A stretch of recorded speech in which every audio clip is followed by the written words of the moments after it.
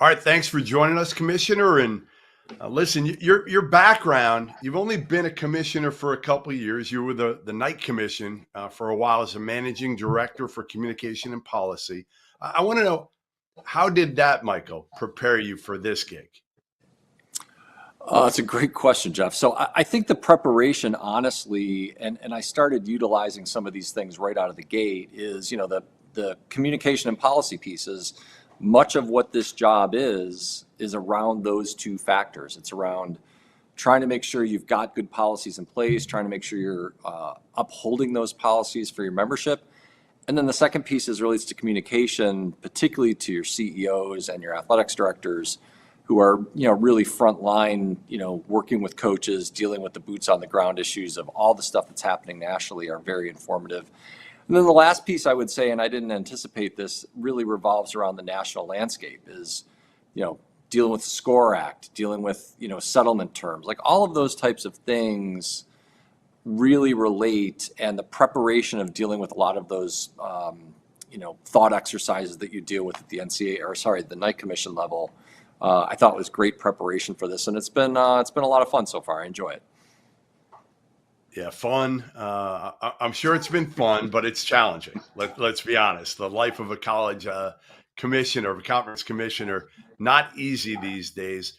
How much better are you feeling today than maybe a year ago with regards more to realignment? Forget about, we'll get into some of the other stuff, the portal and NIL in a little bit, but in terms of realignment, do you feel like it's kind of settled down a little bit, or are you still on edge? So I think your head is always on a swivel trying to understand where are your current members. And I think trying to position yourself so that other people look and think about, is that a place that we might want to join and want to be a part of the membership? So we constantly try to position ourselves in ways that put out a positive message and talk about the strengths of our conference. And our catchphrase is "It's all here." The "It's all here" catchphrase encompasses a lot of things. It encompasses strong leadership from athletics directors, presidents, coaches. Those things matter a lot. Academic quality matters a lot. Competitiveness matters a lot. And our conference, certainly in the sport of basketball, continues to punch above its weight. And then the other thing that's an incredible strength for us is the geography of the conference. I mean, we really don't have any situations where people need to think about getting in a plane to travel against conference competition. Obviously, we've added a school for next year in Tennessee Tech. They check all the boxes as it relates to those four things I just mentioned. And, it's going to help solve problems. It's going to help bring more home games to our campuses. It's going to give more competition. And you know the challenges related to basketball scheduling and what we're facing on that front for a variety of reasons that we can certainly get into. And so we feel like, that additional school puts us in a good spot, and I think gives us a lot of stability, to tell you the truth. Whether any more come will remain to be seen. I don't want to get too specific on, what we're thinking, but there's a lot of opportunity in front of us, and I feel like we're in a really, really good place right now. I love the league. I love the league. I love being able to, go to Citadel games down the street. I just moved to Charleston, so that part's fun, Michael. And like you said, I mean, a lot of these schools are drivable, which you look around the country now with realignment, and that's not the case in a lot of these leagues anymore. So that's changed a little bit. Give me a little bit of a glimpse into what the hot button topic or topics were in your men's basketball league meetings in the off season. So, the topics that we spend a lot of time on really go back to this issue of competitiveness, number one, and how do you continue to be competitive? And it's in an environment where there's a lot of money flowing into the system in a lot of different ways. Obviously NIL is a part of that, people investing in their basketball rosters. And we've got a dynamic in our conference right now where 8 of our 10 institutions have opted in, 2 have not. So working through some of those things, I think, is an interesting challenge. But that's a piece of it for sure. The scheduling piece is evergreen. I mean, the reality is that there's a system in place right now that rewards 2 types of games. It rewards games that allow you to manufacture efficiency, and you do that by just blowing people out. And the other type of game that is rewarded is playing somebody that doesn't come across as a bad loss. And what's happening is that this emphasis on quad one coupled with efficiency is just really pushing this idea that you don't want to play somebody. I mean, think about what a quad one game is. 1 through 30. Less than 10% is considered a good game to play in your own building. Like, that doesn't make any sense. It makes no sense whatsoever.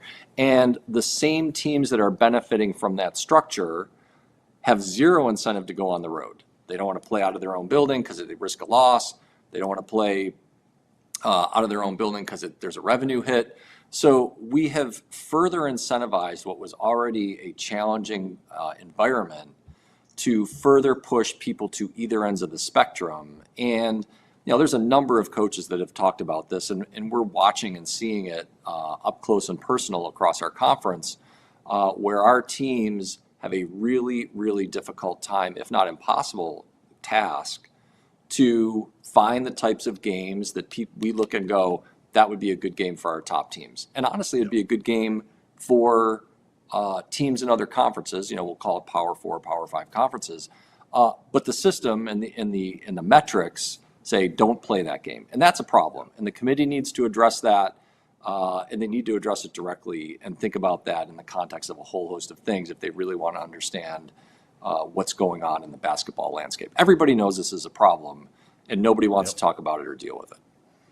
No, you're right. You're right. And it worries me because, again, I think if the tournament does expand, which everybody's talking about it going to expand here in the next, year, whether it's a 72 or 76, I think most of us want to see mid-majors like teams from the SoCon get a chance at those bids. And it's harder and harder because, like you said, your league isn't getting the opportunities to play those teams. How much do you worry that eventually that the big boys don't even want you guys in the tournament? Do you worry about that? Because I do. I think they just want more money, and maybe even when the contract runs out here in a few years, that they're going to try to do something that encourages just high major teams. And the beauty of the tournament, to me, still lies in the first round upset. Yeah, so the question you're asking is a good one. And I have a quote in my office that says, the more prosperous a sport becomes, the more likely it is to destroy the reasons for its prosperity. And that's what we're facing right now in college basketball is, we've got an incredible level of prosperity in this sport.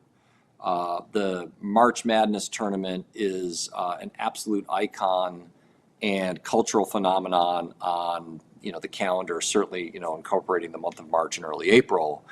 And the challenge that you've got is the debate around, do we pursue more money or do we continue to hold true to the ideals and the feel and the culture that surrounds what we're doing? Let's use the Masters as a parallel example.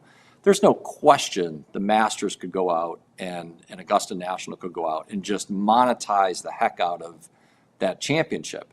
And they make a conscious choice to not do it because they value other things over trying to maximize and wring out every penny from that experience. I think the same principle has to apply here. And you've got to think about the broader ecosystem. You can't have structures in place from an analytics standpoint, from a selection standpoint, that create a really unfortunate set of circumstances.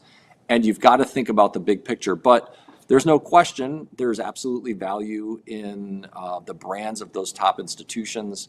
We not being part of a Big Ten experience would be damaging in a lot of ways. And that's not something we want to see. And I would love to see a broader conversation about keeping our eyes on the bigger picture and trying to continue to make this event as great as it can be. I'm not super hung up on 68 versus 72 versus 76. I've actually argued to some people, if you're going to go that far, we should go to 80 because we should be using multiples of 16. But that's a conversation for another day, or maybe it's not. Maybe you want to talk about it right now. I don't know. No, I mean, I think it's interesting to see where it's going to go. But to me, the biggest thing about it is don't screw this thing up. If you want to add a few teams, and I've been kind of against it for the most part. I think it works right now. But if you want to add a few teams, I'm fine with that. But give the mids, like the SoCon, like the CA, like some of these other leagues, give you guys a legitimate shot to get some of those bids, because I don't want to see the 15th place team in the SEC playing the 15th place team in the big in the ACC. I don't think anybody does, to be honest. So, all right. In terms of the portal, Michael, how do we fix this? How do we fix this? Because it's got out of control. I think the best way to do it, and I don't know if it can be done, but is to make it a one-time freebie to transfer and not have to sit out. And after that, you have to sit out. But I don't think the NCAA is going to have a leg to stand on with that if they try to do that. So is there a way of fixing it, or is it too late? Because again, this is another area of concern for me, for you guys, because you get absolutely ravaged for the most part these days, because the disparity in money for NIL is so significant from what even the best teams in your league can offer, to Duke, Carolina, even the lower tier teams, in the ACC, even Boston College can offer twice as much money. And you can't blame a kid, for taking that money, to be honest. Well, so I think there's a couple pieces here. One, the transfer portal goes in both directions. And, there's clearly athletes who look and go, hey, this is my opportunity. And they want to take advantage of those opportunities. And, I think the balance of money and minutes is something that, athletes don't do a good job of evaluating. They focus more on the money and less on, what's this going to mean for my longer term prospects as I go into my sophomore year or my junior year or my senior year, or honestly playing professionally after your collegiate career has ended. So, hey, great to take a check. Certainly can become life-changing money in some cases, but if that happens and your minutes go from being an all-conference performer and you're averaging, 18.6 assists or 18.6 boards, whatever it might be, and you go to averaging, 2 and 3 at a higher level, I'm not sure what that says about your possibilities. So that's one observation I would make. Your comment and your evaluation about the idea of saying, hey, let's say you get one chance to move and then we're gonna make you sit for a year. A lot of that ties into the SCORE Act. That's trying to make its way through Congress right now, and there's a lot of discussion about, is it a good idea, is it a bad idea? Foundationally, we are an educational entity, and the NCAA is trying to reinforce that notion. And I don't know how you could possibly argue that playing for 4 teams in 4 years is good for your educational process. And we've lost that component because of actions by attorneys general from various states, from people continually petitioning and saying, hey, I want a waiver for my particular situation because I'm special, or this is a little bit different than what happened over here. So we've got to have some ability to enforce rules around those types of dynamics. And we're going to find out pretty quickly what the end result is related to graduation rates and those types of things, which we really need to continue to have in the forefront of our mind and our thinking. And then the other thing, and this goes back to the business side of the equation, is all of the movement is not helpful for the marketing, the efforts that people are trying to encourage on campus. So the idea that you're going to ask a donor to write a check to help support NIL initiatives, pay revenue sharing, et cetera, and we've basically got 6 to 9 month contracts, and then somebody's a free agent and they go back into the world. That's an economic model, but that's not a good business model. And if the business model isn't healthy, nobody's going to benefit. If the bottom falls out on attendance, if the bottom falls out on TV interest, everybody's going to suffer. So again, going back to my quote before about the more prosperous the sport becomes, we've got to keep our eyes on that. But similarly, people are going to act in their own individual best interests, and that's why we are where we are. All right. Well, listen, thanks for your time, Commissioner. Appreciate it. And we will be right back after this with more from SoCon Media Day.